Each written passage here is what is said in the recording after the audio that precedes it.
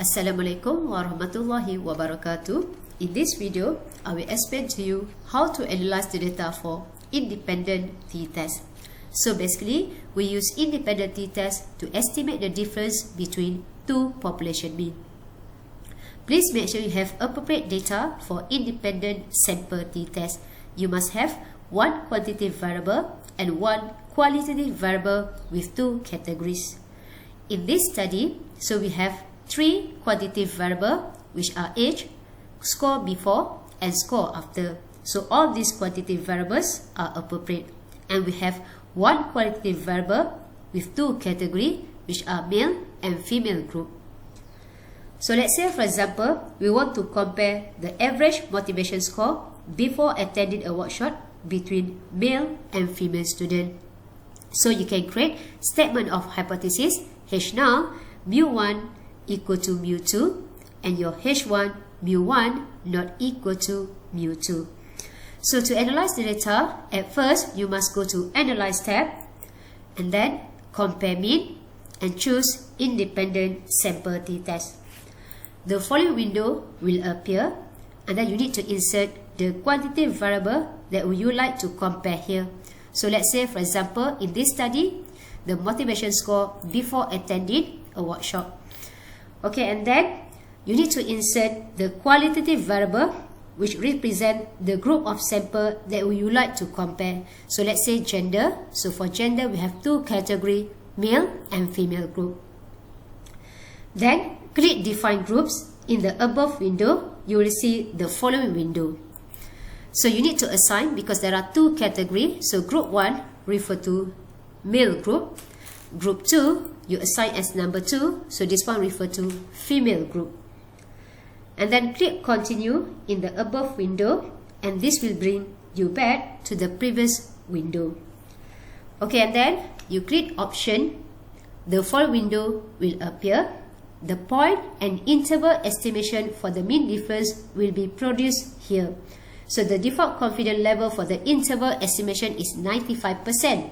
But if you like to change this value, you may change the confidence level here. And then click Continue to go back to the previous window. So let the other setting be as default. And then finally, you click OK to produce the result. And then you can see there are two tables here, Group Statistics and Independent Sample Test.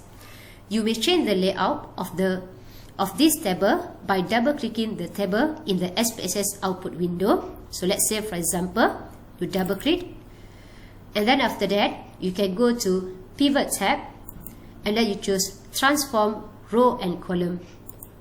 Simplify, close the editor window to apply the changes. So you can see the layout of the table will be changed.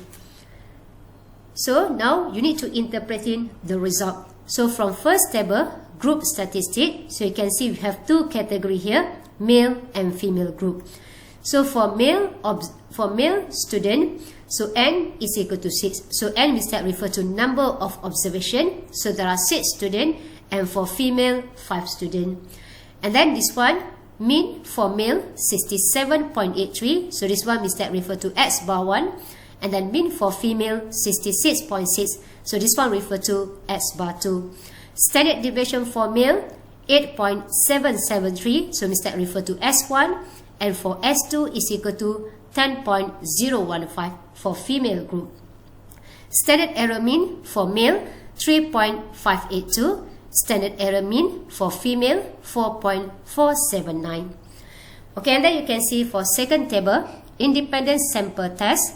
So before you conduct hypothesis testing, so you need to identify. So this question refer to case 2 equal versus assume, or case 3 equal versus not assume. So it means that you need to conduct Levin test to check the equality of variances.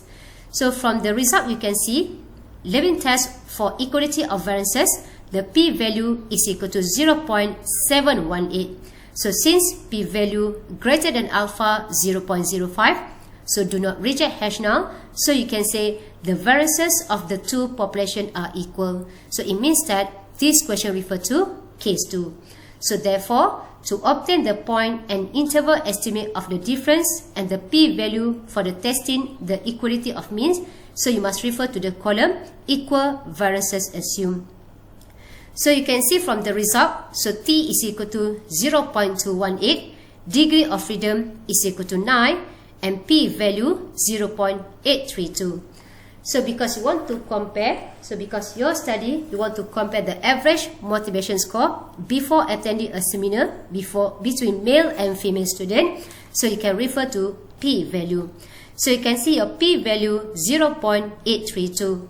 So because of p-value greater than alpha, do not reject hash null, so you can make the conclusion, you can say that there is no significant difference in the average motivation score before attending the seminar between male and female student.